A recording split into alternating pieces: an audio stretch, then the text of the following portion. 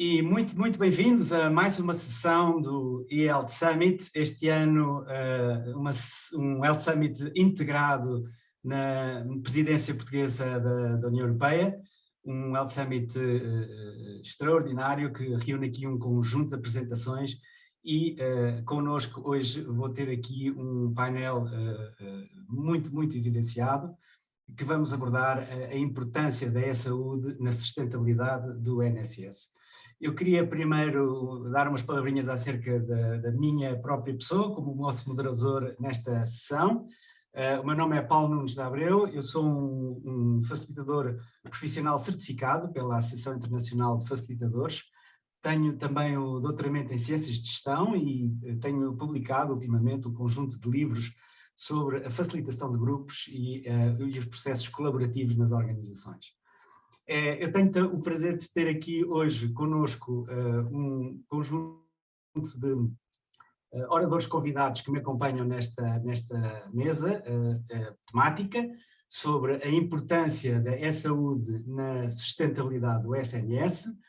Por ordem alfabética de oradores, tenho aqui o Dr. Alexandre Lourenço, que é o presidente da APAD, a Associação Portuguesa de Administradores Hospitalares. Muito bem-vindo, Alexandre.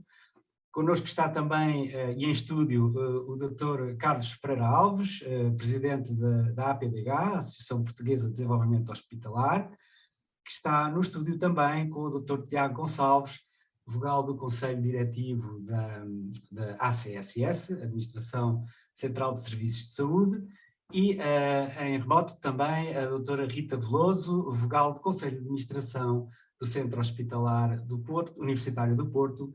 Bem-vindos a todos e, sem mais, dava a palavra aqui ao Dr. Carlos Pereira Alves, que nos vai fazer uma pequena apresentação inicial, seguida então das apresentações dos restantes oradores e depois um momento de interação e debate. Dr. Carlos Pereira Alves, tenha a bondade. Peço por dar os cumprimentos à CPMS por ter a organização desta reunião com um tema que é atual e de extrema importância para o futuro. Agradeço em meu nome e em nome da APDH a honra do convite. Obviamente que cumprimento todos os outros elementos desta mesa, nomeadamente o Alexandre Lourenço, o Tiago Gonçalves, a Rita Veloso e o moderador Paulo Abreu. E eu iria fazer 5 pequenos comentários sobre esta temática do e-saúde. Começo por fazer alguns comentários resultantes da minha longa experiência como cirurgião, começando por dizer algumas coisas do que eu considero que é a medicina. A medicina é a arte de aplicar conhecimentos e evidência. Portanto, é simultaneamente uma arte e uma ciência. Mas essa aplicação é feita num doente individual e é feita com maior, ou deve ser feita com o maior envolvimento do doente. Significa isto, para eu chegar ao objetivo da medicina, que é uma decisão clínica, eu ter que o fazer com senso clínico, ou seja, com pensamento clínico, com raciocínio clínico, tratar doentes, não tratar imagens, deve ser feito com ética, deve ser feito com empatia à célebre relação médico-doente, que eu considero que devia ser de facto um património da humanidade, e constitui muito simplesmente em que o doente, depois da consulta médica que temos, fique não só com confiança no seu médico, mas fique amigo do médico. Eu gosto dos meus doentes, eu seja amigo deles e que eles sejam meus amigos. E isto tudo aplicando conhecimentos que estão num crescimento explosivo e que, portanto, obrigam o médico a uma aprendizagem contínua. É por este conjunto de características que eu considero que a nossa profissão é uma profissão romântica, não no sentido de Romeu e Julieta, como é evidente. Entrando propriamente no tema que nos traz aqui, sobre a saúde, o que é que eu considero que são aspectos altamente positivos da saúde na experiência que tenho tido até aqui? Ela tem permitido, de facto, um registro de dados que são cada vez maiores e difíceis de fazer de outra maneira, a sua integração, que considero que é um aspecto extremamente importante, nomeadamente em relação aos registros clínicos, estarem integrados em rede nos vários players da saúde, sejam eles de instituições públicas, privadas ou sociais, e evidentemente contribuir para a análise de dados.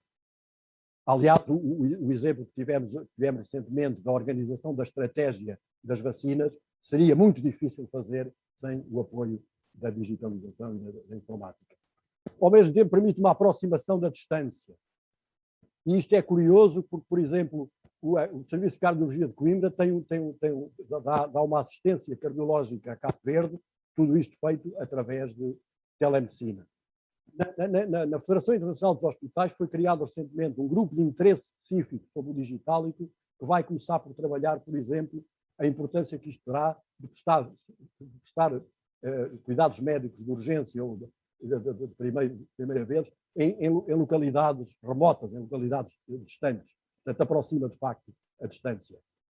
É evidente que facilitou extraordinariamente a marcação de consultas e a marcação de exames, isso eu vivi isso por experiência própria, e o seguimento dos doentes, muitos destes seguimentos dos doentes, poderá efetivamente ser feito por teleconsulta. Aqui, no entanto, chama a atenção que esta teleconsulta deve ser uma espécie que eu chamo de mediação entre o médico e o doente, ou seja, deve ser o médico a definir se aquela consulta poderá ser feita como teleconsulta e o doente também o ter compreendido e ter condições para que tal possa acontecer. Como resultados, como aspectos negativos, também resultantes da minha experiência, vem fundamentalmente este, para mim é o fundamental, em que o tempo clínico pode ser perturbado e no início tem sido, está a ser cada vez menos, mas ainda é por vezes, perturbado pelo tempo digital. Ou seja, que a medicina não se transforme, não se reduza a uma utilização de dados. Que estamos a lidar com pessoas, não estamos a lidar com ecrãs, nem estamos a lidar com cliques. Quer dizer, portanto, temos que ter cuidado como é que o computador é um intermédio entre nós e o doente, que não venha perturbar a tal relação médico-doente. Ou seja, dito de uma maneira global, que não transformemos a medicina numa medicina contactless. Eu iria mais longe, se nós estivermos atentos, podemos caminhar para uma vida contactless, que não é propriamente, julgo, o nosso objetivo. Como conclusão final, eu direi que a e-saúde é, de facto, na minha visão, uma base de reorganização da prática clínica e da nova estratégia para a saúde, não tenho dúvidas nenhumas, desde que se cumpram dois pressupostos importantes. Que ela seja amigável, e nós, como médicos, por vezes temos tido essa grande dificuldade de que, por vezes, os circuitos que temos que fazer são um bocado complicados para chegarmos ao nosso objetivo, e que seja humana. E eu aqui lanço esta frase: será que é possível humanizar o digital? A minha resposta é que é possível, mas devemos estar atentos para que isso seja uma realidade.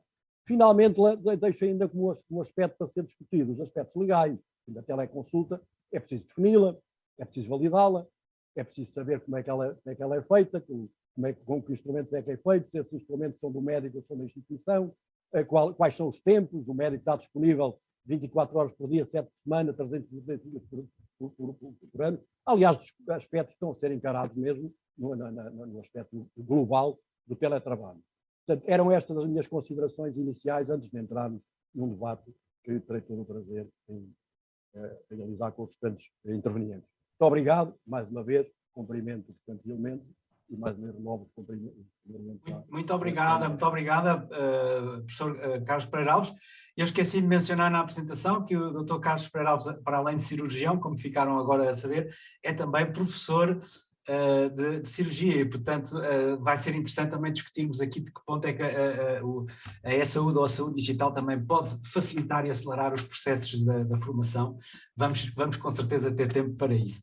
A seguinte intervenção neste painel, na ronda inicial de intervenções, cabe ao Dr. Alexandre Lourenço, que é o presidente da Associação Portuguesa de Administração Hospitalar, uma pessoa que não precisa de apresentações, subejamente conhecido no ecossistema da saúde, não apenas em Portugal, mas a nível global, exerce função também de consultor da Organização Mundial de Saúde, tem colaborado em diversos projetos na saúde digital, tem também recentemente um blog, já o felicitei por isso, o blog recentemente criado, que resume as diferentes intervenções e participações em diferentes congressos que organiza, entre eles penso que esta semana estão a organizar a Semana de Valor da APAR, não é, Alexandre? Exatamente. Obrigado. Por essa grande iniciativa. Na semana passada. Foi na semana passada, ok. E passava então a palavra para a intervenção inicial. Muito obrigado, Paulo, é um prazer estar numa sessão moderada por si. Temos estado em vários eventos, é sempre um prazer estar consigo e colaborar com as iniciativas que são tão importantes para o Serviço Nacional de Saúde, quer em Portugal, quer em Espanha. E é um prazer também estar com o Sr. Vogal da CSS, o Dr. Tiago, Rita Veloso, que é uma colega e que temos trabalhado bastante também até nestas áreas e tem dado uma colaboração excepcional à APA nesta área do digital. Eu sinto muito humilde nesta discussão ao lado dela e também o professor Carlos Pereira Alves pelos ensinamentos sempre úteis e oportunos que nos tem vindo a dar ao longo dos tempos. Eu também usava aqui uma pequena apresentação só para fazer aqui um enquadramento também do que me parece ser a evolução dos sistemas de saúde e trazer para o tema de hoje. É importante ter esta ideia quase cristã do desenvolvimento dos primeiros hospitais, que já se chamaram alvegarias, mercearias, vários nomes, mas essencialmente os hospitais sempre foram um espaço para pessoas enfermas, doentes, mas essencialmente para pessoas com dificuldades económicas. Os ricos, os burgueses, os aristocratas acabaram sempre por ser tratados em casa, até evidentemente ao pós-guerra, em que começamos a ter mega estruturas em que concentramos os recursos tecnológicos num espaço físico, que é o hospital moderno, e que conseguimos ter uma ideia de universalização da prestação de cuidados, que o rico e o pobre podem ser tratados no mesmo local, mas nesta lógica de ultradiferenciação. Evidentemente, nós hoje atravessamos um momento de alta diferenciação, de diferenciação crescente, também pelos meios tecnológicos utilizados, mas a verdade é que esta diferenciação crescente leva também a uma fragmentação dos cuidados prestados e levamos uma menor integração. E temos resultados disto quando vimos as nossas urgências, a incapacidade de transferir doentes internados por motivações sociais, vimos doentes com dificuldades na aquisição de medicamentos e de acesso a cuidados de saúde. Portanto, esta ultradiferenciação levou também a um caminho de menor integração e que até parece um pouco um paradoxo, que os sistemas de saúde que foram criados essencialmente para atender os mais pobres, os mais frágeis, acabam hoje por quase nesta linha de grande desenvolvimento, começar quase a desenvolver um mundo distópico em que uns têm acesso a uma saúde de primeira categoria e os outros a outros níveis de saúde. E nesta lógica também de novas necessidades. A verdade é que o sistema de saúde, como ele existe hoje, não responde às necessidades concretas da população. O hospital moderno foi útil, ajudou-nos, mudou a forma como vivemos, passámos a nascer e a morrer nos hospitais, mas evidentemente hoje, com o envelhecimento, as doenças crónicas, o hospital como existe, dificilmente consegue dar resposta às necessidades concretas de cada cidadão. E trago sempre esta imagem em grande parte das apresentações que faço, que é uma ponte nas Honduras, em que o rio passa, o curso da água passa ao lado e em muitos aspectos parece que o sistema de saúde hoje apresenta falhas na prestação de cuidados e que evidentemente precisamos de maior flexibilidade para conseguir realmente atalhar as necessidades e responder aos nossos doentes.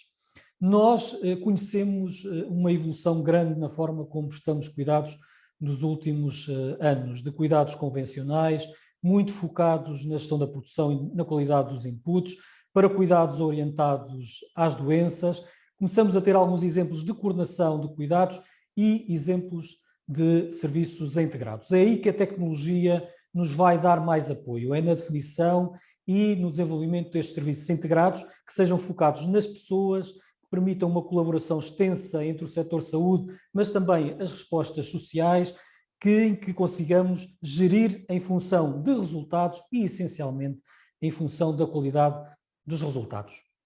A tecnologia, e permitam-me dar quase estes últimos 15 meses que vivemos, numa pequena imagem que é quem acompanha o automobilismo, particularmente a Fórmula 1, praticamente esta imagem do safety car, do pace car, de pararmos para pensar nestes últimos 15 meses e de nos aproximarmos cada vez mais para realmente definirmos a forma como prestamos cuidados. E aí a tecnologia vai ter um aspecto essencial, que é transformar este hospital ultracentralizador, ultradiferenciado, num hospital mais próximo das pessoas e particularmente mais próximo da casa das pessoas e também numa lógica de foco na prevenção de cuidados e não numa lógica de prestação unicamente de cuidados agudos. E aí este e-health, que essencialmente na áreas de genómica, de planeamento de cuidados, monitorização remota de doentes, da emergência de novas profissões, na utilização de Big Data e na gestão das pessoas, que essencialmente, finalmente, os hospitais e os cuidados de saúde conseguem ser uma real parceria com os doentes, focados e centrados no interesse de cada pessoa, e é isso que a tecnologia nos vai permitir. Devolver os cuidados às pessoas como nós merecemos, não deixando ninguém para trás. Muito obrigado. Muito obrigado, Alexandre Lourenço, pela sintética apresentação e cumprindo o tempo. Muito agradecido. Vamos ter depois de dar algum tempo aqui ao debate.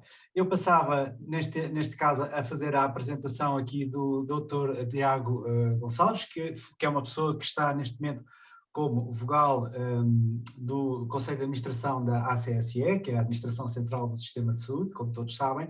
O Tiago, ele é licenciado em Direito pela Faculdade de Direito do Estado de Lisboa e foi já chefe de gabinete anteriormente secretário de Estado no 22º Governo Constitucional e tem, portanto, uma experiência, digamos assim, política interessante na sua carreira como jurista e também agora ligado à saúde.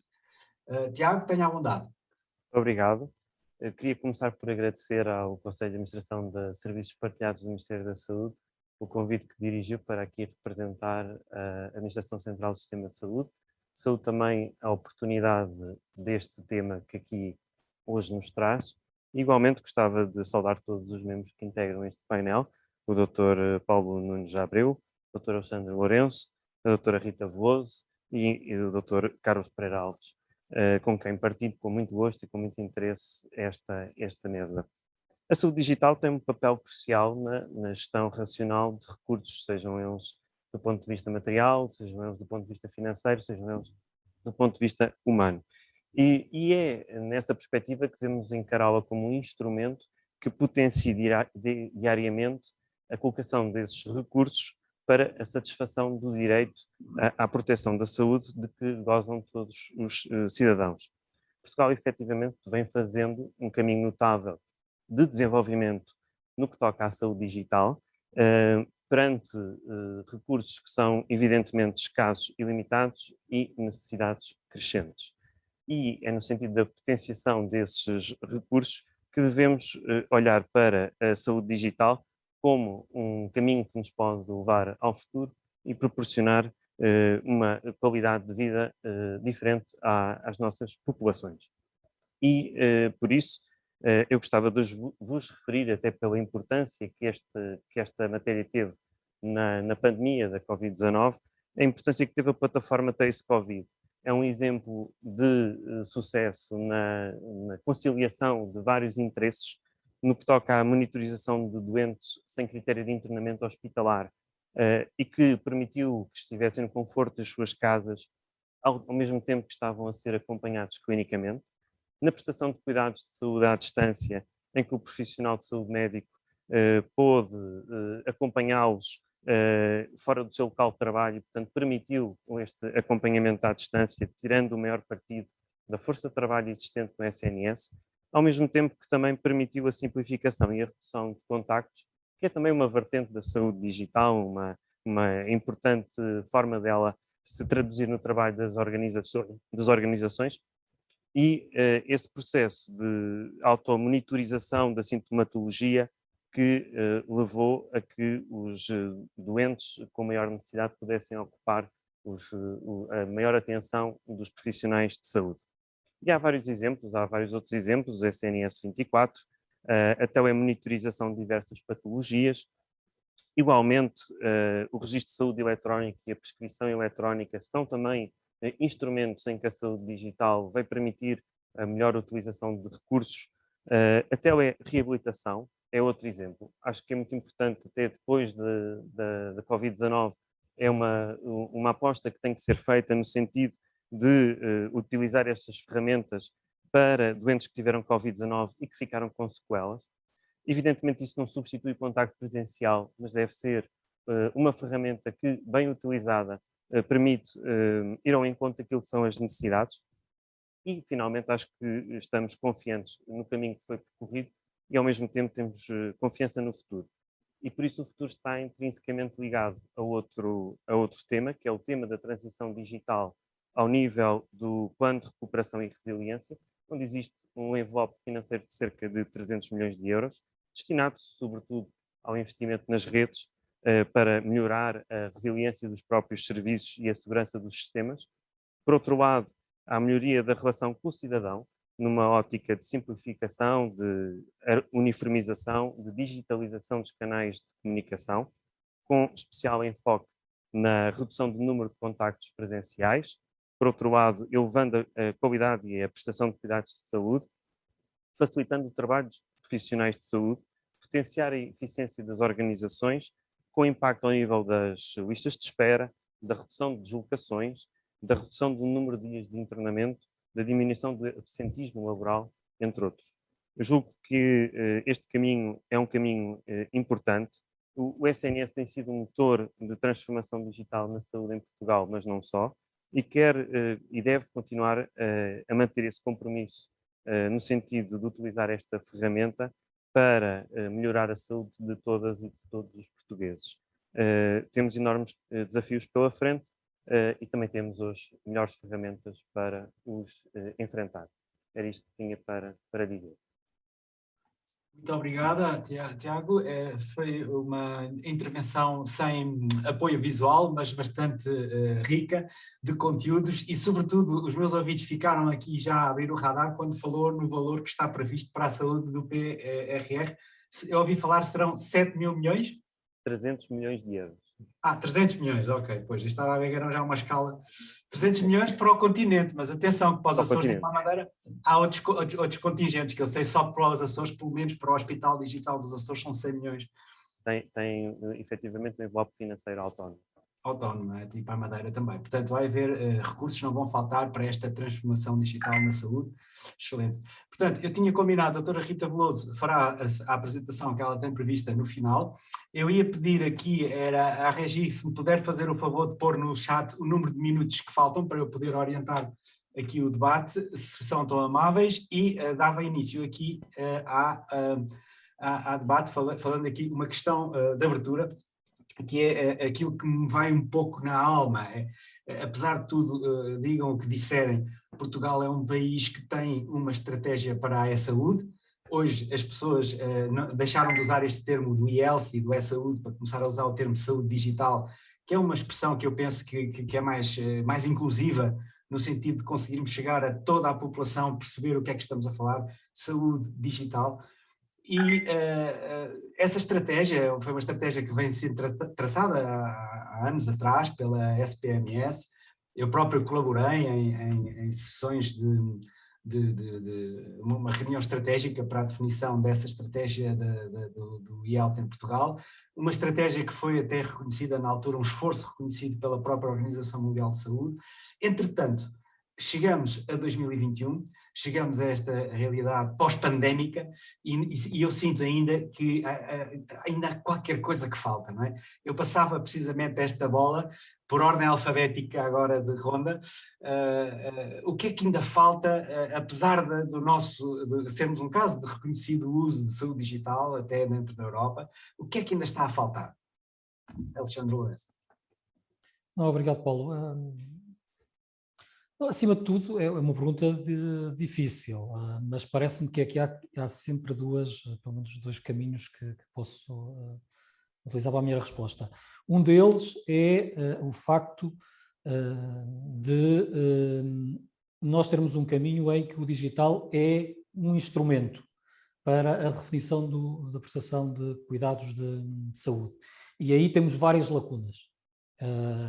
E várias lacunas desde da ordem quase chamamos de ferro, de hardware, quer de literacia e essencialmente da definição de um modelo de cuidados para que a área do digital seja instrumental para essa transformação, ou seja, não será o digital que vai mudar, a influenciar a definição de cuidados, ou seja, ela é instrumental para essa definição. Temos que saber o que queremos do SNS para saber o que precisamos de digital. Há outro ponto aqui que me parece relevante, que é um pouco o contrário do que eu estou a dizer, que é o impacto que o digital vai ter nos serviços de saúde. E aí parece-me que nós não estamos ainda cientes do que vai acontecer, nomeadamente nas questões relacionadas com o desenvolvimento de modelos preditivos, por exemplo, nas questões que o Big Data nos vai permitir em termos de redirecionamento de recursos para a prevenção, para os estilos de vida saudáveis, para a estratificação de risco, e esse caminho não é um caminho que nós não temos uma estratégia nacional para essa matéria. Reparem que outros países, por exemplo, já estão a desenvolver bases de dados únicas. O caso de Israel certamente será uma grande exceção, mas temos outros países europeus, como a Estónia, que já está a tentar a questão dos dados genómicos, que tem um programa para o genoma. Temos a Hungria com bases de dados centralizadas, ou seja, que está a fazer esse caminho, enquanto nós ainda continuamos numa lógica muito fragmentada. Ou seja, há aqui vários aspectos que realmente devemos ter em consideração, que o digital vai transformar a forma como prestamos cuidados de saúde, num segundo passo, e aí nós temos que preparar toda uma estrutura para essa reflexão. Aliás, só para finalizar, e não me querendo alongar, se nós compararmos os serviços de saúde com outros setores de serviço, e eu sei que isto pode irritar muitas vezes muitas pessoas, como a banca ou como, por exemplo, o retalho, a verdade é que nós hoje ainda temos um sistema de saúde que em muitos hospitais, em muitas especialidades médicas, agendamos os 20 doentes para uma consulta à mesma hora.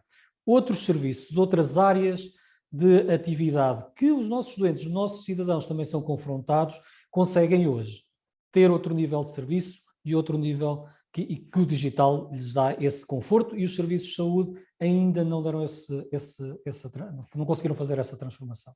E é aí que essa nossa aposta tem que residir, pelo menos no curto prazo, é transformar a forma como prestamos cuidados em função das necessidades das pessoas.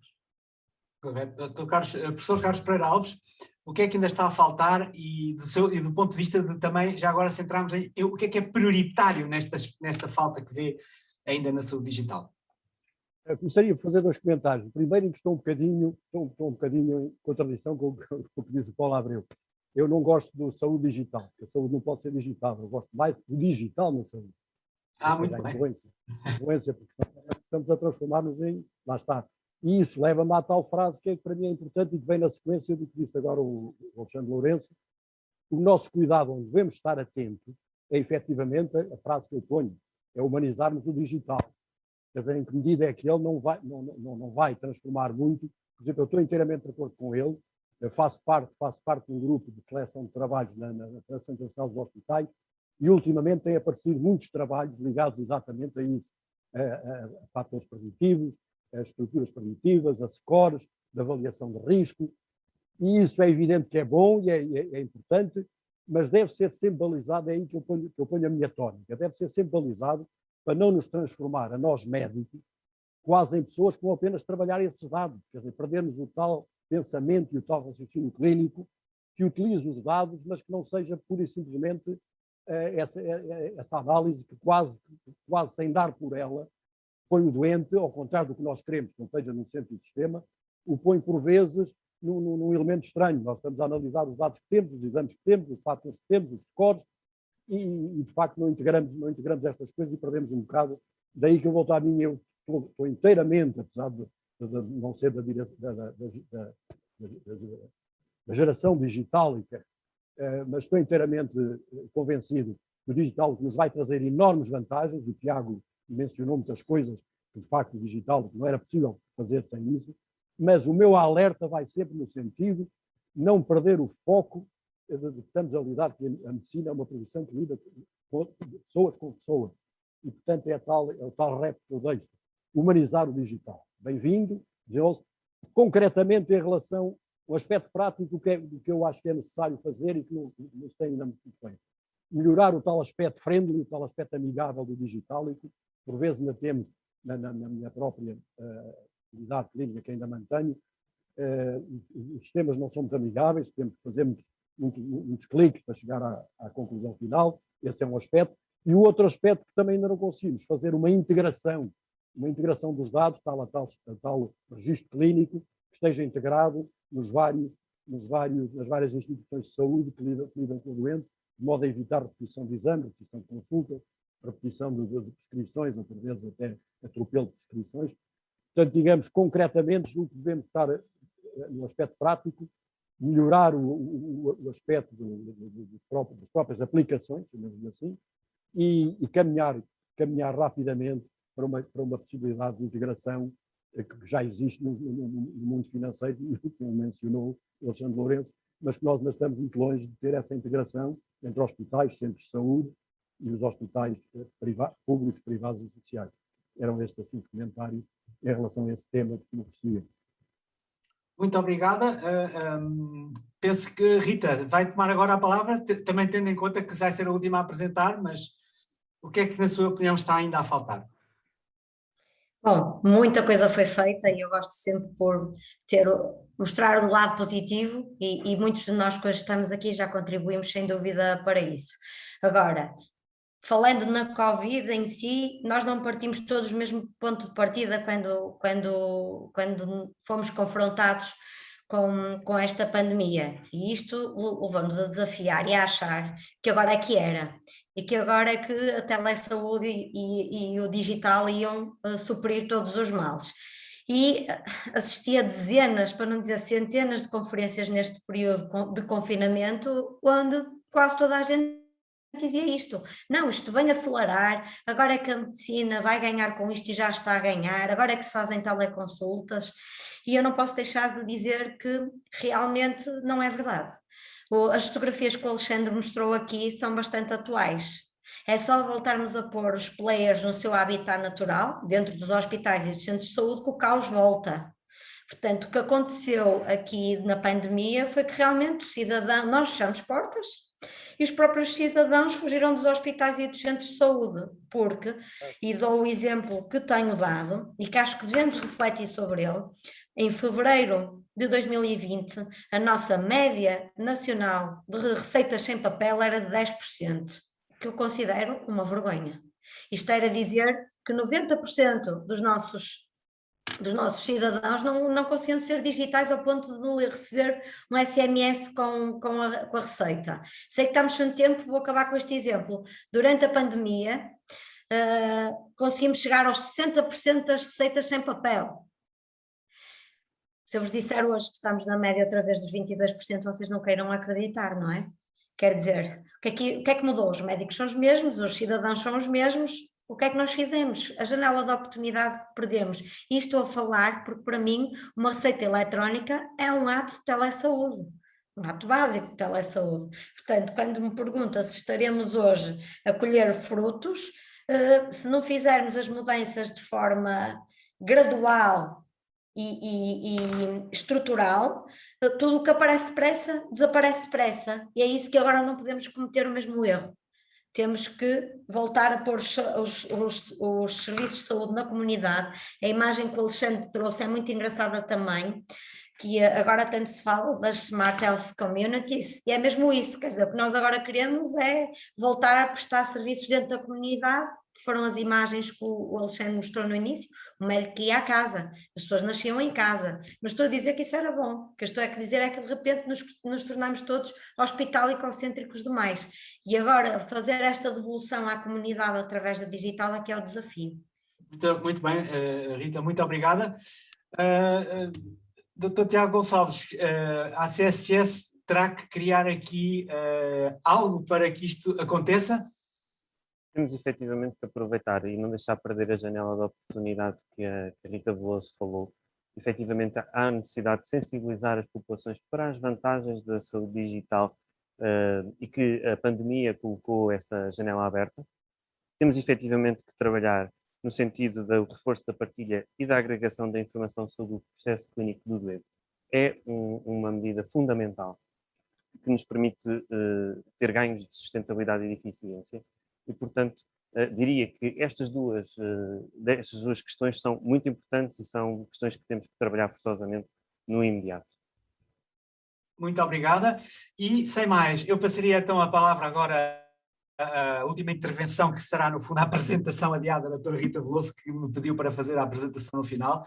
Eu passo a apresentar a doutora Rita Veloso. Ela, neste momento, está a executar as suas funções como vogal no Conselho de Administração do Centro Hospitalar Universitário do Porto, mas ela tem tido uma atividade muito ativa na área da saúde, não apenas na área da gestão hospitalar, porque anteriormente foi também vogal do Conselho de Administração do Hospital da Póvoa de Varzim Vila de Conde, mas também no âmbito associativo. Ela é membro de várias associações, como seja a PDH, a própria APAC, onde é consultora, e na Federação Internacional dos Hospitais foi recentemente galardoada com a distinção de Young Manager. Rita, sem mais, passo-lhe a apresentação, que tem que cumprir escrupulosamente 5 minutos, ok? Bom, obrigada a todos os meus colegas, gostei muito das intervenções e acho que realmente o Paulo tinha razão. Quando eu lhe enviei a apresentação, todos os temas que eu aqui vou rapidamente passar foram temas que realmente eu não estou a conseguir passar os slides. Pronto, tudo o que aqui foi dito, acho que se resume nisto, não é? Como poderá a saúde digital suportar o sistema de saúde? Nós já temos o portal do cidadão, temos a PEM, que são bons exemplos, estamos a implementar os balcões do SNS 24 para conseguirmos chegar a toda a gente, trabalhar a capacitação digital do cidadão, criar a identificação digital no RNU como preconizador do ciclo de vida do cidadão na saúde, porque nós não nos podemos esquecer que nós só procuramos os serviços de saúde, há uma faixa etária da nossa vida que nós desaparecemos do Serviço Nacional de Saúde e que não aproveitamos essa faixa para trabalhar a prevenção e a promoção. Não é? Por exemplo, no caso, uma mulher, eu se calhar levo os meus filhos ao pediatra enquanto preciso e depois os meus filhos só lá regressam quando tem algum evento que justifique. Portanto, perdemos aqui também o ciclo de vida do doente. E não esquecer que estamos alinhados com uma estratégia da União Europeia, que é o tal desenvolver os padrões comuns e uniformes, a partilha de dados, e já não podemos atrasar mais isto. Como vos disse, este slide não é meu, é do Enésis 2020, e aqui já se mostrava como é importante isto das ligações do digital ao longo de todo o ciclo de vida do cidadão. Portanto, enquanto nós não encontrarmos este espaço comum e enquanto nós não convencermos o cidadão de que ele é absolutamente essencial para termos uma melhor qualidade de vida quando chegamos à nossa reforma, que é quando temos tempo para viver a vida, isto não vai acontecer e vamos a continuar a ser dos piores países com pior qualidade de vida nos últimos anos de vida. Como melhorar a experiência do cidadão no contacto com o sistema de saúde. O Alexandre também batalhou muito nisto, e eu também, nos Open Data, para melhorar os outcomes clínicos e para o cidadão fazer escolhas mais informadas, não é? Quando me dizem que eu tenho o direito de escolher onde quero ser tratada, é uma questão que não é uma questão também correta de se dizer, porque eu não sei qual é que é a instituição que me trata melhor. Porquê? Porque não existem estes open data para outcomes clínicos ainda de forma generalizada. Depois também, mais uma vez, recorrendo aqui a algo que o Alexandre disse, quer dizer, o check-in e o check-out num aeroporto funciona bem, porque é que num hospital não funciona? O processo é exatamente o mesmo. E vamos deixar de perguntar ao cidadão o que ele quer, que eu acho que todos nós já sabemos o que é que ele quer, e a única coisa que eles não querem salas de espera nos hospitais, eles querem salas para outras coisas quaisquer, para tirar dúvidas, para chorar muitas vezes, para ter apoio, mas de certeza que para esperar e ver as tardes da Júlia, acho que não é o hospital o sítio mais indicado. Simplificar e certificar a informação em saúde, garantir a portabilidade dos dados de saúde e trazer o trust, ou seja, a confiança para as instituições da parte do cidadão, podem ser alvo de confiança de nos darem e partilharem os dados de saúde. Apostar em projetos na comunidade de literacia digital, implementar os gestores da doença com recurso em ferramentas de inteligência artificial e centros de contacto também com recursos, chatbots e voicebot, ver se isso em áreas como, sei lá, Ryanair, o IKEA, todos têm chatbots e voicebot. Porque é que os hospitais ainda não têm? Para melhorar as condições também de trabalho dos profissionais de saúde, porque nós não podemos ter dois hospitais diferentes, um para o cidadão ou para o utente e outro para o profissional.